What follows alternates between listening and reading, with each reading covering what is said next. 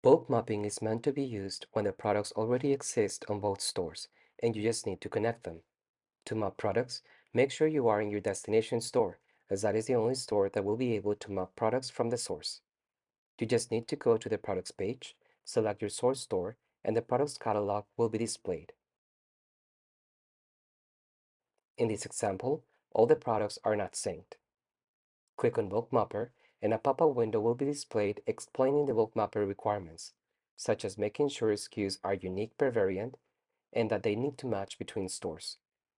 Once you click on Start Bulk Mapper, Syncio will search SKUs that match between stores and will update its status from unsynced to synced for the products that were successfully connected. If you refresh the page, you will see that in this example, the Bulk Mapper feature has finished the process and all the products are now synced. Although there is no progress bar, mapping 100 products usually takes 10 to 15 minutes, and Syncio will send you an email once the process is complete.